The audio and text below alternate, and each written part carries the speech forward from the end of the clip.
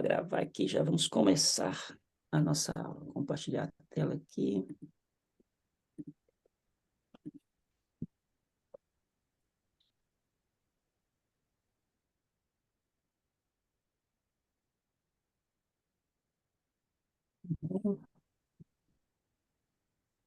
Estão conseguindo ver aí o compartilhamento da tela? Conseguem ver, gente? Dá um ok. Sim, dá para ver. Sim, dá para ver. Sim, dá para ver, sim, pastor. Vamos lá, então. Então, Ok. hoje a nossa aula vai falar sobre consolidação. Tá bem? Consolidação. Esse é o tema da nossa aula de hoje. Nós falamos já na aula passada, foi a última aula, nós falamos sobre evangelismo. Vocês lembram? As leis espirituais, como evangelizar, aquela coisa toda, né? Falamos tudo aquilo.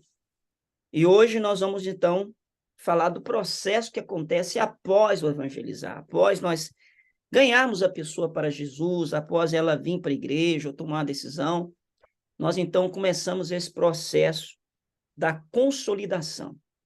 O que é consolidação? Consolidar é tornar algo o quê? Sólido, firme, resistente e estável. Amém? Essa é a consolidação. O grande problema que a gente enfrenta hoje, quando as pessoas decidem ao evangelho, é uma consolidação fraca. Pelo fato da gente não fazer uma boa consolidação, a pessoa acaba tendo uma fé rasa, a pessoa acaba tendo uma fé fraca, a pessoa acaba tendo uma fé de muita emoção e pouca conversão mesmo, de fato. E isso repercute lá na frente. Um crente mal formado, um crente que não entendeu o que é evangelho, e, consequentemente, todos os escândalos que os irmãos já conhecem, porque uma consolidação foi mal feita. Infelizmente, muitos de nós convertemos ao evangelho, e muitos de nós só estamos crentes por um milagre, porque muitos de nós não fomos consolidados, né? Nós convertemos e Deus teve misericórdia de nós, porque muitos de nós não passamos por um processo de consolidação. Não um processo, talvez, que a gente tem, mas como na nossa época, a gente que é mais crente antigo, a gente não tinha tanta ocupação também como tem hoje, tantas propostas, a gente tinha um tempo maior de igreja, né? Não sei se vocês lembram disso, a gente passava mais tempo na igreja, a gente conseguia passar mais tempo na igreja. E acabava com aquele tanto de culto doméstico, culto na semana, aquela coisa toda, acabou que a gente consolidou pela atividade que a gente tinha na igreja. Mas hoje, com a correria que existe hoje, é muito importante que haja essa consolidação, é muito importante que o crente seja consolidado. Então, alguém que decidiu, ele é um bebê na fé, né? Ele acabou de decidir, ele é um bebê na fé, é um recém-decidido, é um recém-convertido, e todo recém-convertido, decidido ou bebê, necessita de ter cuidados especiais. Qualquer pessoa que veio ao mundo, né, nasceu, ela precisa ter cuidados especiais. A gente precisa, nesse momento, ter um cuidado com ela. E aí, gente, é muito importante a gente diferenciar uma decisão de uma conversão. São duas coisas diferentes. A pessoa muitas vezes tomou uma decisão de aceitar Jesus e a gente acha que ela converteu. Né? Eu fui lá no tal lugar, preguei, 3 pessoas converteram a Jesus. Não, a palavra é 3 pessoas se decidiram por Jesus. Tomaram a decisão. Quem está entendendo? Ela tomou uma decisão. 3 pessoas se decidiram a Jesus. O que é uma pessoa que decidiu a Jesus? Uma pessoa que foi evangelizada, ela recebeu a proposta do evangelho, as 4 leis espirituais, né? Foi feito um apelo, ela entendeu o apelo, a mente dela entendeu o que foi pregado, a emoção dela naquele momento operou para que ela fosse à frente, né? Ela ouviu a mensagem do evangelho, ela recebeu uma oração de entrega, onde ela confirmou a sua decisão, amém? Então, essa pessoa teve uma decisão do evangelho. Agora, significa que essa pessoa converteu o evangelho? Não, de forma alguma. Ela tomou uma decisão, não a conversão. A conversão, a metanoia, a mudança, é uma coisa mais profunda. Porque na conversão, ela compreende que uma pecadora está afastada de Deus. Na conversão, ela crê 100% em Jesus. Na conversão, ela se arrepende. Na conversão, ela confia em Cristo, ela se entrega a Ele. Então, enquanto uma decisão pode ser movida por uma emoção, a conversão ela já é mais racional. Então, muitas vezes a gente faz uma cruzada, faz aquele culto fervoroso, um bom pregador pregou, e faz o apelo e vai 100 pessoas na frente. Muitas vezes, daquelas 100 pessoas que foram, 20, 30 ali vão converter. O resto foi só uma emoção. Amém? Então, nosso trabalho é tirar a pessoa da decisão e levar essa pessoa para a conversão. Amém? Esse é o nosso trabalho. E para isso acontecer, nós precisamos fazer o processo da consolidação. O que é a consolidação? Verificar a decisão, fazer uma conversão. Se já converteu, batizar essa pessoa. Esse é o processo da consolidação. Então, quando a gente fala de conversão, o que é conversão? Você está indo com o carro aqui, aí eu saí daqui de Algés e tomei uma decisão. Eu vou para o Porto. Amém? Tomei uma decisão. Amém? Aí eu saí daqui de carro e tal, peguei a estrada, a estrada fala assim, ó, para você ir até Posto, converta-se à esquerda. Aí eu tenho que converter a esquerda para ir para Porto. Se eu não converter a esquerda, eu só tomei uma decisão, mas eu não tive uma conversão. A mesma coisa acontece com o novo convertido. Ele tomou a decisão, quero Jesus, tal.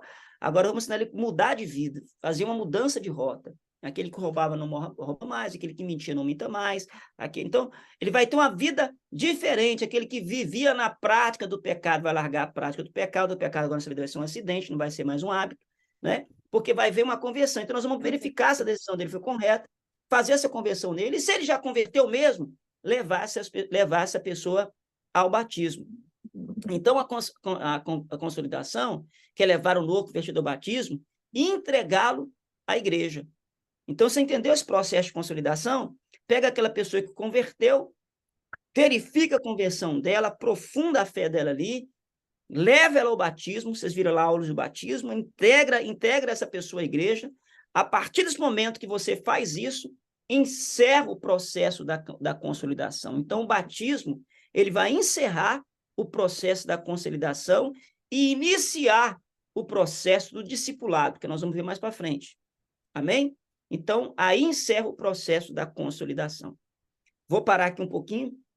Alguma dúvida tem aí? Deu para entender qual a diferença de decisão para conversão e qual a importância da consolidação e aonde termina o processo da consolidação? Ficou dúvida aí? Deu para entender? Algo novo que você não sabia, que você entendeu agora? Fique aberto, vamos conversar, nós estamos numa aula. Pastor, eu até entendo que todos esses processos, passos que nós estamos tomando e aprendendo sejam importantes, mas eu acho que, na minha opinião, que esse processo da consolidação é um dos processos mais importantes, porque até Nossa. mesmo na minha caminhada cristã, eu tenho visto, vou dar um exemplo da nossa igreja de Algés, quantas pessoas que muitas vezes, quando há um apelo, quando há um, um movimento, um culto, a pessoa se emociona, se decide, né? Ali, eu até separei, no meu entendimento, uma pessoa que ela é convencido e uma pessoa que ele tenha realmente a convenção, porque ele convenceu, ele sabe, ele entende que Jesus é o Salvador, é o único Salvador, mas ele não tem uma decisão desse processo de consolidação ser tomado na vida dele. Então, para mim, eu acho que é uma falha muito grande das nossas igrejas desse processo de consolidação. Então, nós trabalhando com isso hoje, eu creio que vai ter um resultado muito positivo para a nossa igreja local, porque realmente Inclusive, há uma necessidade muito grande. presbítero, foi bom você colocar esse assunto, por exemplo, por que nós não partimos aqui em Algés ainda para uma multiplicação? Eu poderia ter feito isso já um trabalho aqui de multiplicação com a igreja. Se vocês são inteligentes, são crentes mais consolidados, vocês vão perceber que durante esse 1 ano e meio que eu estou aqui, eu estou fazendo só trabalho de base, fortalecendo a nossa unidade, fortalecendo a visão, fortalecendo a identidade espiritual da igreja, dando uma visão para a igreja, fortalecendo o ministério. Amém? Eu estou fazendo a igreja crescer para dentro. Nós estamos bem crescidos para dentro. Por quê? Porque se nós não tivermos maturidade para gerar novas vidas, nós vamos abortar todo mundo que a gente gerar. Não adianta eu fazer aqui agora uma conferência, por exemplo, fazer aqui um evento fazer aqui, por exemplo, que faz muito lá, o pastor Hudson recomenda muita gente, que Amizade, é dos amigos. aquela consolidação dos amigos, né? Conferência dos amigos. Não adianta eu fazer isso agora. Porque fazer isso agora, sem ter uma equipe que consolida, sem ter alguém agregar esse novo bebê, nós vamos abortar ele. Aí vai ser frustrante. Nós ganhamos 100 e perdemos todo mundo. Então, nós precisamos fortalecer nossa unidade. E graças a Deus agora, eu já percebo que a igreja já tem unidade de fé, já tem unidade de propósito, a gente já sabe quem são os ministérios. Agora está na hora de a gente começar agora a preparar o nosso trabalho para ganhar, porque agora nós já temos crentes maduros que firmaram, que consolidaram, que estão aqui juntos, para a gente poder, né, fazer esse trabalho de consolidação. Por isso que é importante esse material agora do PCE, os irmãos acabaram esse treinamento agora, a gente agora vamos, a partir desse material, começar a partir para o crescimento, de ganhar mesmo, porque agora vamos ter agora esse trabalho de consolidação. Amém? Mais alguma dúvida, mais alguma pergunta? Pastor, tem só aqui um Pode comentário. falar. Paz do Senhor a todos. O Paz. presbítero Éder deve lembrar dessa situação quando a gente, em outras alturas, quando entraram muitas almas, que eu me lembro, na igreja de Algés, mas praticamente quase ninguém permaneceu. Teve muitas pessoas que entraram, que aceitaram Jesus, mas praticamente ninguém permaneceu. E justamente vai de encontro àquilo que o pastor está ensinando hoje, que é relacionada a cuidar das pessoas que aceitam Jesus, de ter a consolidação. A gente viveu Amém. isso, o presbítero Éder deve lembrar, porque ele está aqui mais tempo do que eu, mas muitas almas aceitaram Jesus aqui na igreja de Algés e quase ninguém permaneceu. Em muitas igrejas, Thiago, é chamada porta dos fundos, né? A pessoa entra pela frente, mas sai pelos fundos. Isso acontece em muitas igrejas, não é só aqui, né? Em muitas igrejas, justamente pela falta do processo da consolidação. Abra sua Bíblia em Atos 9, 1 a 19, nós vamos trabalhar com esse texto aí.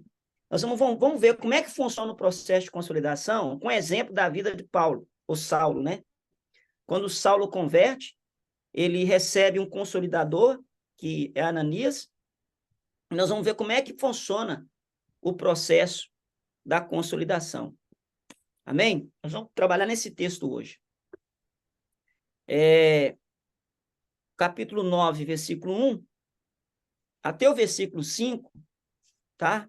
Eu vou ler aqui para ficar mais rápido. Diz assim: E Saulo, respirando ainda ameaças e mortes contra discípulos do Senhor, dirigiu-se ao sumo sacerdote e pediu-lhe cartas para Damasco, para as sinagogas, a fim de que se encontrasse algum daquela seita, olha, seita, hein?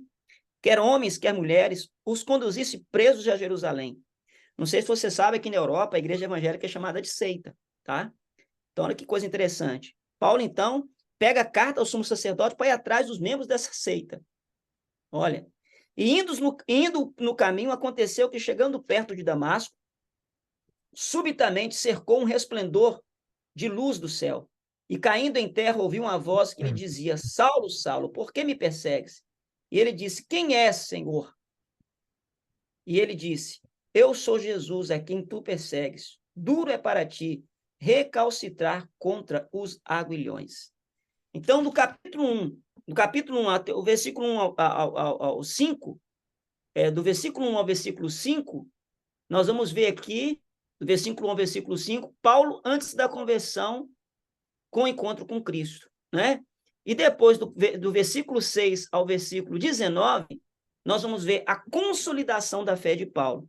Olha, irmãos, a conversão de Saulo era um negócio muito complicado, porque ninguém tinha coragem de pregar para Paulo. O cara estava querendo matar crente, prender crente. Quem vai pregar para esse cara? Quem vai pregar para esse homem, irmãos? Que está saindo a caça de crente para matar. Quem vai pregar para ele? Aí entra em cena o poder de Jesus, né? O próprio Jesus aparece para ele. O próprio Jesus aparece para ele. Ele pergunta: quem é o Senhor? Veja que bem que Paulo perseguiu os crentes, mas não sabia que os crentes tinham um Senhor. Tanto que ele pergunta, ele fala: quem é o Senhor Jesus? Ele queria matar crente, mas ele não sabia nem qual o contexto do valor da fé desses irmãos.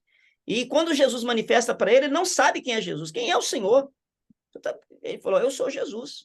A quem você está perseguindo? Ou seja, o Jesus mostra para ele que ele não está perseguindo a igreja, ele está perseguindo ao próprio Jesus. Então, mostra que quem persegue a igreja do Senhor Jesus está perseguindo ao próprio Jesus. E isso mostra para nós, irmão, que a igreja não precisa se defender. Quem defende a igreja é o Senhor. Quem cuida da igreja é Jesus. Quem cuida da igreja é o Senhor. Amém? Então, vamos ver o que acontece aí a partir do versículo, então. Aí ele aparece aquela luz de esplendor do céu, né? E ele fica ali meio atordoado, né? Então, diz assim no versículo 6, e ele, tremendo e atônito, disse, Senhor, que queres que eu faça? E ele disse, o Senhor, levanta, entra na cidade, e lá será dito o que convém fazer. Então, o primeiro processo do discipulado, da consolidação de Paulo, é que o Senhor orienta para ele, levanta, entra na cidade, alguém lhe dirá o que você vai fazer. E lá será dito o que você irá fazer. Quer dizer, Jesus salvou ele, sim ou não? Mas quem agora vai orientar o que ele tem que fazer é quem? O Consolador. Vê a importância dos irmãos na fé? Que muita gente, a pessoa aceita Jesus, converte Jesus, Jesus vai fazer a obra. Não. Nós agora temos que entrar em cena e dizer para essa pessoa o que ela vai fazer daqui para frente. E quando eu falo dizer para essa pessoa fazer da frente, não é assim, ó, agora você vai parar de fumar, beber, vai parar de usar saia, né, calça, não é isso não. Dizer o que fazer é mostrar quais os passos da fé que essa pessoa tem que tomar. Infelizmente, as igrejas fazem isso. Não, a pessoa converte, não chega ninguém mais velho para perder, e ela está ali perdida, citou Jesus, está cheio de fé, né? Eu tenho uma pessoa que está vindo aqui na igreja, e terminou o culto aqui, um dia ela me procurou, pastor, eu queria conversar com o senhor. Eu falei, pois não, pastor, eu queria fazer parte do coro da igreja. Eu falei, como é que é? Eu queria fazer parte do coro da igreja, eu quero cantar na igreja. Eu falei, que bênção. Eu perguntei para ele, mas você já é de igreja? Você já é batizado na igreja? Não, eu sou batizado na igreja católica. Mas eu gostei do coro aqui, eu quero fazer parte do coro. Eu falei, então você nunca teve um encontro pessoal com Jesus, não? Eu falei, não, eu creio em Jesus, mas eu queria saber como é que eu faço parte do coro. Aí eu falei, não, então você já que você quer fazer parte do coro, então você vai, primeiro, entender o evangelho de Jesus, você vai ter um compromisso com ele, depois você vai batizar e entrar na igreja, vai preparar para entrar no coro, e com certeza, eu quero você no coro da igreja, mas você vai entender como é que funciona o processo. Ou seja, essa pessoa veio, gostou, mas ela não tinha nenhuma orientação como é que funciona a igreja. E na nossa cabeça de crente, a gente acha que todo mundo entende o nosso processo. A gente pode falar de cruz, do evangelho, sangue do cordeiro, sangue, e acha que a pessoa que está ali sentada está entendendo tudo o que nós estamos falando. E não está, irmãos. A gente tem que explicar o beabá para ela, porque ela não está entendendo nada, tem que ser orientada. E esse é o processo da consolidação. Eu lembro até hoje, quando eu converti, menino ainda, e eu peguei a Bíblia para ler e não sabia como é que lia a Bíblia. Eu lembro até hoje, fui na casa do presbítero, perto da minha casa lá, bate palma lá, ele me atendeu, falou, eu queria ler a Bíblia, como é que eu leio? Então ele me orientou, olha, você vai começar a ler primeiro o Novo Testamento, vai ler o Evangelho e tal, porque eu não sabia nem ler a Bíblia. Então alguém tem que orientar o novo convertido, e foi isso que aconteceu com Paulo, né? Então como ficaria Paulo sem essas direções e orientações? Né? Então qual a importância da consolidação para o recém-convertido? Quais as direções e orientações que um recém-convertido necessita receber? São muitas, irmãos. São muitas. Amém? O que mais acontece no evangelho é que a pessoa converte, por exemplo, tem um vício de bebida, um vício de cigarro, sei lá, está no pecado, e ela converte e não tem ninguém para orientar. O que ela fala? O que ela já fala com ela no coração dela no outro dia? Você não pode ser crente, não, porque você tem esse pecado, você tem esse pecado. O que ela faz? Ela acaba não voltando mais para a igreja e fala assim, não dou conta de ser crente, não, porque eu bebo, eu fumo, eu faço um monte de coisa, assim ou não? Falta de alguém orientar para ela, orientar ela. Explicar para ela que esse é o processo agora da santificação, da libertação, que isso vai demorar tempo. Isso não é da noite para o dia. Né? Continuando. Próximo versículo aí. Versículo 9 e 8. E Saulo levantou-se da terra e, abrindo os olhos, não via ninguém. E, guiando pela mão, o conduziram até Damasco. Quem conduziu ele? Essas pessoas, esses irmãos mais velhos. Saulo levantou-se do chão, abrindo os olhos, não conseguia ver Nada. Então, o novo convertido, ele aceitou Jesus, ele está perdido.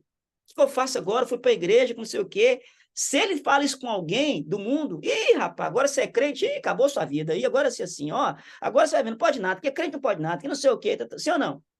Então, se ninguém chegar agora e auxiliar ele, pegar ele pela mão e conduzir ele para o caminho correto, ele vai se perder. Porque ele está ali perdido, ele está cego, acabou de estar um recém-nascido. Né? Eu fico vendo o bebê quando nasce, né? E as pessoas ficam ali brincando com o bebê, não, ele está olhando para mim, gente. A visão do bebê quando nasce, ela é toda embaçada, ela vai com o tempo, entendendo as coisas, porque no começo ali, aí a visão dele está adaptando. E a pessoa acha que o bebê está vendo tudo nitidamente, tudo correto. E não está, gente, está adaptando a visão. Né? Então, assim, o auxílio do consolidador neste momento é muito importante. Diz o texto aqui, pegando Paulo pela mão. Irmão, tem que pegar na mão das pessoas. Né?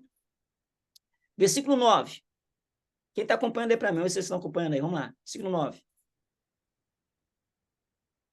Quem tem Bíblia só no celular está lascado agora, né? Vamos ver. Alguém tem E Bíblia? esteve, E para fazer com que os não-judeus louvassem a Deus pela vontade, pela sua boa, pela você está em sua outro lugar, bondade, Ariel. Não, como 9. Tá Não, errado. 9. Ah, 9. desculpa, pastor. E Não, tudo esteve bem, vamos lá. 3 dias sem ver, e não comeu, e nem bebeu. Amém. Lê de novo, Ariel, na sua tradução, para ver como é que ficou. Não, pastor, eu saí daqui do livro e fui para outro. Tá, vamos, lê na sua tradução aí, Ariel, no 9, para ver como é que tá. Espera aí. Vê se a tradução tá Não, diferente. saiu aqui, eu tô procurando de volta. Ah, então tá bom. Se achar, depois você me chama aí, tá bem? Tá bem? Tá Só você bom. queria, pastor? Quantos dias ficou Paulo sem enxergar nada? 3. 3 dias. Não comeu e nem bebeu. Jejum forçado, né? Um time, né? Então, qual é o prazo para a gente entrar em contato com o novo convertido? Ah, vou esperar 3 dias, pastor, ele ficar cego, sem comida para entrar. Não. Irmãos, o certo eu vi na Bíblia aqui, pastor, Paulo ficou 3 dias. Não, o certo é o seguinte, uma pessoa, ela aceitou Jesus no domingo, no outro dia eu já ligo para ela. É 24 horas depois. No máximo, estourando 48 horas. Porque, irmãos, em 24 para 48 horas, muita coisa acontece. Então, tem gente que a pessoa, o que a gente muitas vezes acontece aqui na igreja, que nós vamos corrigir agora, né? Vamos dar uma organizada agora em muita coisa aqui. A pessoa vê aqui na igreja, nós vamos ter uma ficha dessa pessoa, ela é o quê? Ela é não crente, é crente. Se ela é não crente, irmão, caiu na rede. Nós vamos pegar essa pessoa agora e vamos, na segunda-feira, já fazer um telefonema de consolidação, de boas-vindas para ela e tal, não é verdade? Porque a gente não pode deixar muito tempo. Porque esse tempo demais aí excessivo, podemos perder uma alma para o Senhor Jesus. Amém? Aí, como é que eu faço o telefonema? Aí tem 2 partes. Dar o telefonema e fazer uma visita. Ah, pastor, eu mandei o WhatsApp para ela, tá tudo bem, obrigado por você ter vindo à igreja, nós te amamos muito, Deus te abençoe, amém. Hoje está assim, né, na área do WhatsApp, né? Não, é ligar mesmo, gente. As pessoas hoje não usam mais ligar. Usam mandar mensagem e áudio, né? Uma coisa que eu detesto é resolver problema por mensagem e áudio. Eu gosto de ligar. Liga para mim, né? E vamos conversar. A gente resolve. Porque muitas vezes o que a gente escreve é mal interpretado, né? Então, eu gosto muito de ligar para a pessoa. Então, dá um telefonema. Como é que é esse telefonema? Eu vou pegar o telefone da pessoa, vou ligar para ela, né? E quando eu ligo para ela, geralmente a gente pede um consolidador para ligar para um homem, uma consolidadora ligar para uma mulher, para não dar jacaré. Não é verdade? Não pode dar jacaré. Olha, o homem ligou para mim, maravilha, está tão carente, alguém ligou para mim, né? Então, tem que ser homem com homem, mulher com mulher, para não dar jacaré. Então, eu vou ligar para essa pessoa. Ô, José, aqui quem está falando é o Tiago Barbosa. Estou te ligando porque você ontem esteve aqui na igreja, tomou uma decisão com Jesus. Eu estou te ligando para ver como é que você está. está tudo bem e tal. E nós estamos muito felizes com a sua decisão, você ter escolhido a nossa igreja. Depois a gente vai dar para a pessoa um scriptzinho para ligação, né? E eu queria marcar consigo um horário que a gente possa encontrar para a gente conversar um pouco sobre essa decisão que você tomou. Amém? Então, esse é o telefonema. Eu vou ligando para a pessoa para mostrar. Irmãos, 90% dos casos, as pessoas ficam hiper felizes por receber uma ligação no segundo dia. Ela fala, poxa, eu sou importante para essas pessoas. Fui na igreja, ligaram para mim. Né? Eu quero cadastrar aqui no telefone da igreja os novos que visitar. Eu, como pastor, quero mandar uma mensagem. A pessoa fica tão alegre, o pastor mandou uma mensagem para mim. Verdade ou não? Queria mandar aquela mensagem. Aí funciona a mensagem do Aldo. Olha, aqui é o pastor Carlos, que prazer ter você conosco. Foi bom ter você conosco aqui. Estou muito feliz com a sua vida. Em breve, um consolidador vai entrar em contato com você, porque quer marcar um encontro consigo, porque você é importante para nós. Você pensou uma pessoa recebeu uma mensagem dessa do pastor 24 horas depois que ela visitou a sua igreja? Fica feliz ou não fica? Sim ou não? Então, esse é o processo da consolidação. Aí eu dei o telefonema e marquei a visita, o encontro com essa pessoa. Nesse encontro, agora eu vou ter uma conversa mais íntima. Eu vou ouvir o histórico dela, qual a situação pessoal dela, se ela tem alguma área que ela precisa ser mais trabalhada. Vou agora confirmar a conversão dela. Ó, José, você entendeu o que você fez? Eu fui na frente, levantei a mão lá, eu gostei que o pastor falou, levantei a mão. Não, o que fez lá foi um encontro pessoal com Jesus. Olha aqui, ó, que a Bíblia diz. Ou seja, eu vou...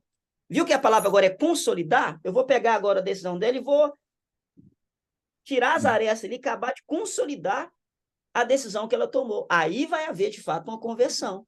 Porque agora eu vou consolidar o trabalho que foi feito. Entenderam isso aí ou não? Amém. Entenderam ou não? Dúvida aí? Dúvida aí ou não? Amém. Aí, gente, acontece algumas coisas assim. Depois nós vamos explicar para o consolidador, na que for ligar, eu vou explicar. Mas assim, deixa eu tirar para vocês algumas lições que eu já aprendi. A ligação é bom ter um horário melhor para ligar, por exemplo. Um bom horário para ligar para as pessoas. Na faixa de meio-dia, 11h30. Geralmente é o horário que a pessoa para almoçar. Né? Então, você liga no horário de trabalho, fica meio complicado. Então, a gente dá aquela ligação ali, ou no final do dia. Né?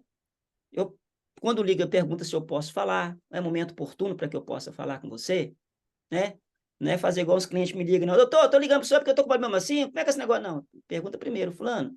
Tudo bem? Aqui é o Thiago Barbosa, eu estou te ligando. É oportuno falar com o senhor agora durante 5 minutinhos, no máximo, 2 minutos. Né? Porque aí você já quebrou o negócio, né? 2 minutos no máximo eu preciso falar com o senhor. Então, já cortou ali. E aí as objeções que pode encontrar. Quando você marcar uma visita com ela, ela fala assim, eu queria marcar um horário com o senhor, José. Rapaz, eu não estou tendo tempo.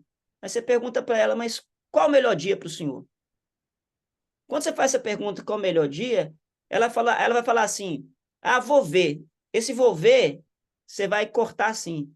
Seu Tiago, seu José, quinta-feira é um bom dia? Que quando ele não tem escolha, você já dá o dia para ele, quinta-feira é um bom dia? Não dá, em quarta-feira. Você está jogando pela opção. Quarta, acho que dá. Então, quarta-feira, 2 horas, é possível? Não, 19. Você sempre dá uma opção para ele escolher. Não deixa vago ele assim, que dia que dá para você? Eu vou ver. Que hora que tá? Vou ver que hora que dá. Né? Infelizmente, a gente usa essa técnica, é uma técnica que a gente usa para venda. Né? Já fechou um negócio, liga para a pessoa, eu estou com um produto aqui, não sei o quê, agora não dá. Que hora que dá para o senhor? Vou ver. Pode ser tal hora? Você já joga 1 hora. Né? Então, quando você percebe que a pessoa está colocando resistência demais, porque você está colocando, é sinal que não houve, de fato, uma decisão. Foi uma emoção. Emoção. Percebeu? Foi só emoção. Porque quem decidiu, ele tem o prazer de querer falar com o consolidador. Depois eu vou treinar vocês para essa ligação, mas assim, em síntese é isso aí. Tá bem? Vamos para o perfil do consolidador. Vamos lá, qual o perfil que é? 9 e 10. Quem pode ler para nós aí? 9 e 10. Ele continuou cego por 3 dias, e durante esse tempo não comeu nem bebeu nada. Havia um discípulo em Damasco chamado Ananias, e o Senhor lhe disse numa visão: Ananias, sim, Senhor, ele respondeu. Amém. Ó, duas características de Ananias. Era o quê? Um discípulo, e o Senhor o chamou numa visão. Então, fala comigo, o consolidador é uma pessoa que é discípulo e que ele tem chamado. Amém? Por que vocês estão aprendendo aqui? Porque vocês estão sendo discipulados. Eu vou mandar ligar para esse novo convertido uma pessoa que não é discípulo? Ah, eu contratei uma secretária aqui para a igreja aqui e ela está fazendo um trabalho legal, vou pedir para ela. Não. Quem vai ligar para essa pessoa é um discípulo. Né? Aqui, inclusive, na nossa igreja, quando começar a ter essas conversões, eu vou pegar essas pessoas aqui e vou distribuí-las nas células. Então, geralmente, quem vai ligar para essa pessoa vai ser o próprio líder dela, aquela pessoa que vai começar a cuidar dela. O próprio consolidador ele vai ser o líder dela. Né? Então, vou converter, vou trazer para a secretaria, vou dar uma olhada aí no onde a pessoa mora, quem é que é, a idade que é, se é casada, se é solteira, e vou, de acordo com o perfil dela, eu vou achar um consolidador para poder ligar para ela, ou uma consolidadora. Amém? Então, tem que ser um discípulo. E o Senhor o chamou. Então, tem que ser uma pessoa que realmente tem esse chamado para fazer esse trabalho. Ah, eu tenho vontade, mas não tenho chamado. Porque é um processo realmente de querer consolidar alguém que acabou de aceitar Jesus, né? Então, quais são as pessoas que você poderia efetivamente consolidar? É lógico, aquelas pessoas que o Senhor der nas suas mãos para você consolidar. Vamos ver o versículo 11 e 12? Lê para nós.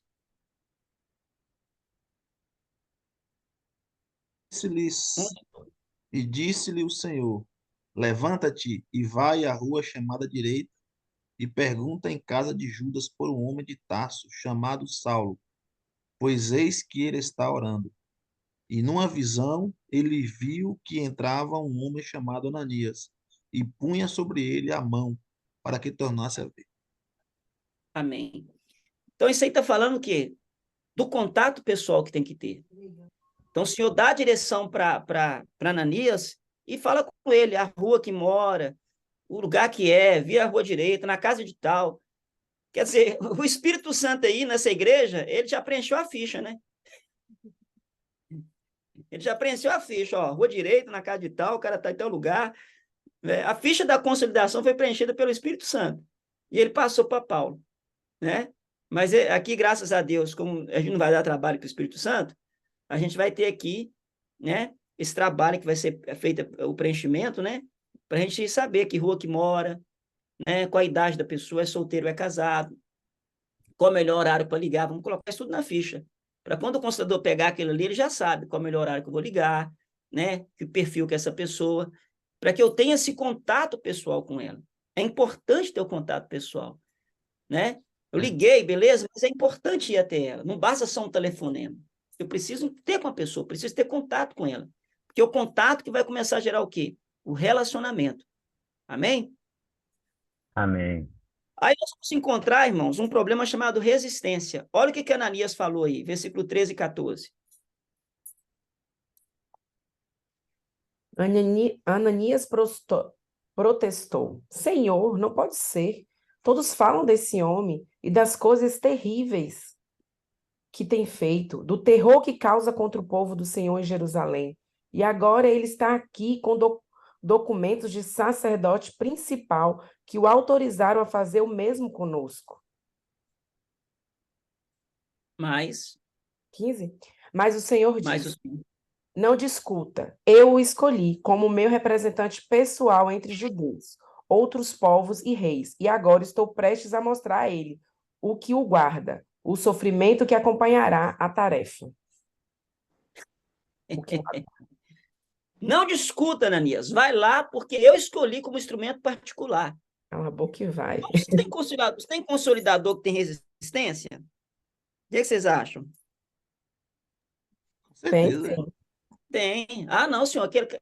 Aquilo lá, pastor, que não consegue. Não, aquilo lá não presta, não. Aquilo lá, pastor, aquilo lá não tem jeito, não.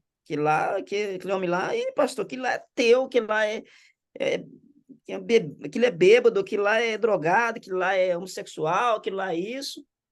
Então, o consolidador, irmãos, ele precisa entender que ele é o instrumento. Quem faz a obra é o Senhor. Quem faz a obra é o Senhor.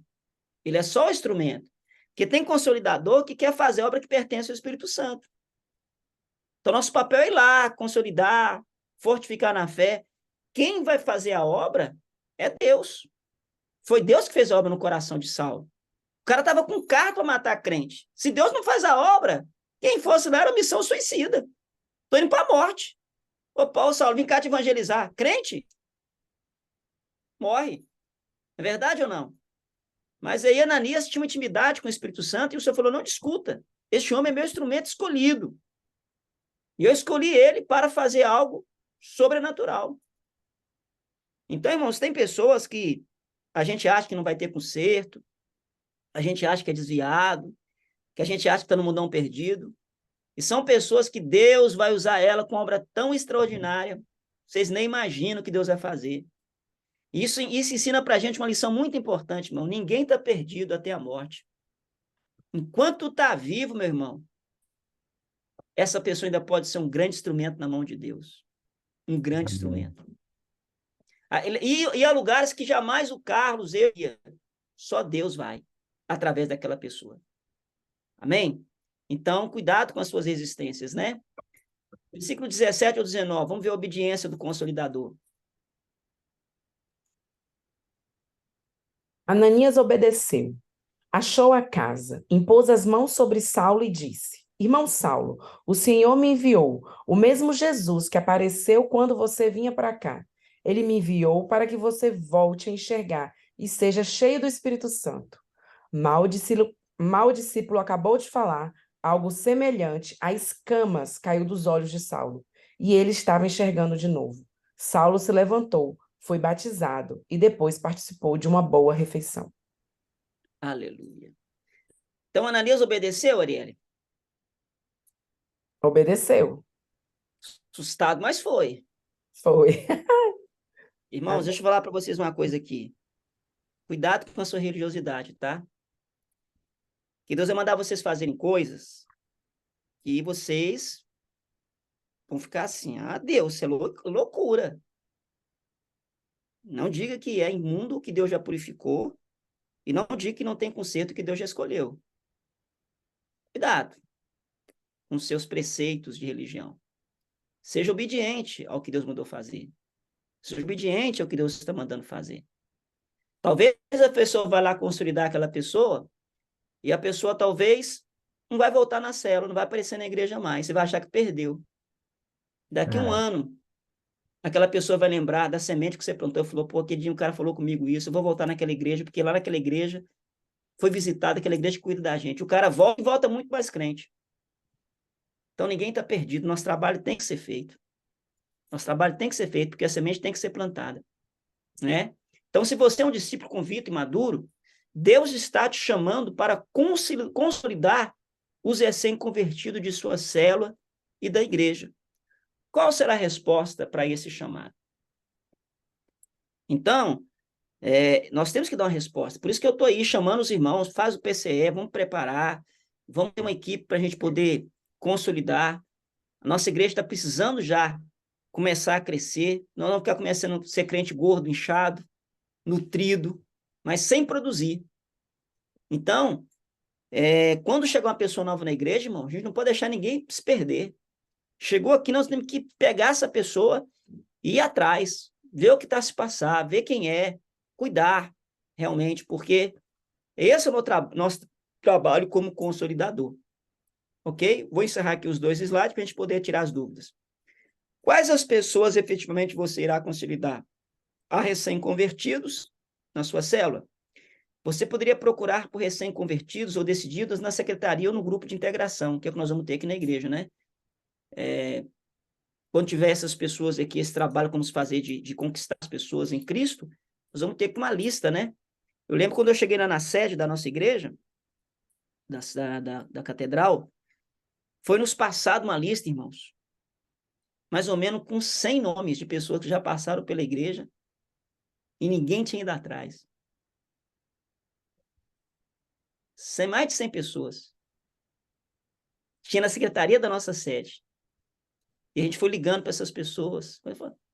Eu lembro que eu fui estabelecer o grupo de jovens lá na sede, a gente foi ligando para os jovens e o cara falava assim, mas quem é o senhor? Eu sou pastor da igreja agora, estou levantando a rede de jovens, estou te ligando. O cara falou, meu Deus, ninguém nunca me ligou dessa igreja. Sério, irmão, pessoal, ninguém nunca me ligou dessa igreja. O que vocês querem de mim desse jeito? Eu falei, não, eu estou ligando. Não, mas vocês nunca interessaram por ninguém? Eu falei, não, agora eu estou te ligando, quero você conosco, quero... Conheço ele, não vou dar nome, mas tem vários jovens que hoje estão na sede, que estavam afastados e vieram porque alguém ligou para ele e chamou para estar presente. Olha a importância de ir atrás das pessoas que estão perdidas, né? Que estão aí soltas, né? Por último, você está disposto a investir tempo para ligar, se encontrar com esses recém-convertidos? Quando irá fazer isso? É aí que é o problema, irmãos, que a gente enfrenta, um problema das portas do fundo da igreja, né? As pessoas pegam o peixe lá, traz para a igreja e fala assim, pastor, toma que o peixe é seu. Aí o pastor tem que tomar conta de todo mundo, falando, não, pastor, meu papel eu já fiz, trouxe para a igreja, agora é que o pastor que se vire com ele. Não, irmãos. O filho que você gera é o filho que você cuida.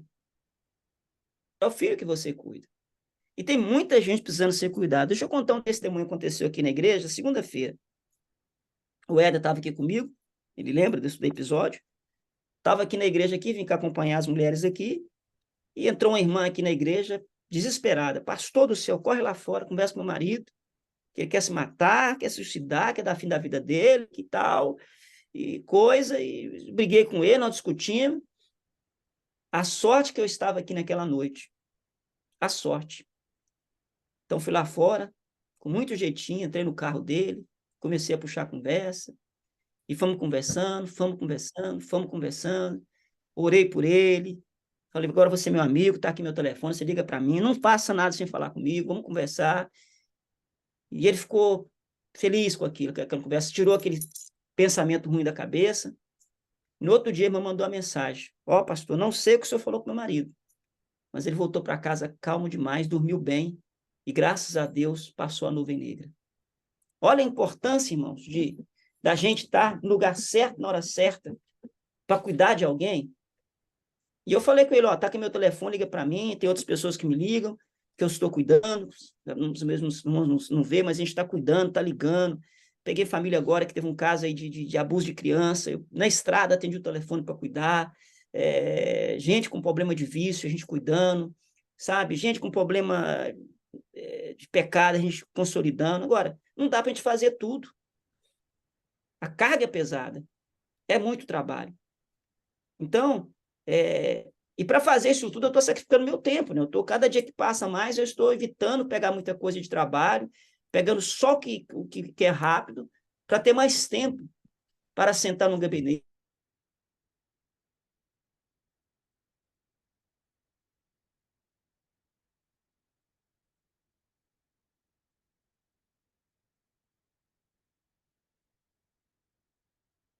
Travou. Travou o vídeo. Amém, irmãos? Travou, pastor, seu. Travou, mas acho que agora voltou. A conexão estava estável. Falou que Só ouvi mutar bem. Foi. Como é que é? Só ouvi mutar bem, irmãos. Onde que eu parei? Fala aí que eu vou voltar. Onde eu parei? Parou na parte que o pastor estava falando que ó, tava pesado para fazer tudo sozinho. Então, é pesado Vai eu fazer dedicar mais sozinho, tempo. mas se eu tiver aqui 15, 20 pessoas que façam comigo esse trabalho, fica muito mais leve, muito mais produtivo. E o que é você sacrificar o seu tempo? É um telefonema, é chamar para um convívio, chamar para um café consigo, chamar para ter um convívio com essa pessoa, né? Eu faço muito, não sei se vocês já perceberam, tanto André como eu, sempre que a gente viaja, a gente leva um discípulo com a gente, sempre chama alguém para estar perto. Talvez você está achando que os meus você para uma viagem, mas você não sabe que aquele período que eu estou passando com você no carro, eu estou fazendo discipulado, estou te conhecendo melhor, eu estou gerando um relacionamento, né? Eu estou gerando uma convivência. Então, tudo isso tem que ser fácil fazer por todos nós. Discipulado, irmãos, consolidação é andar junto. Então, agora, se todo mundo fizer uma parte, o resultado é muito maior. Muito maior. Né? Muito maior para o nosso trabalho. Então, é um chamado para os irmãos, o trabalho de ser consolidador, e espero que todos os irmãos entendam esse chamado. E, a partir de hoje, nasça no seu coração o desejo de cuidar de alguém. Eu vou interromper a gravação e vou voltar aqui para a gente poder tirar nossas dúvidas. Deus abençoe. Record, stop. Hein? Só interromper aqui. Ai, cadê?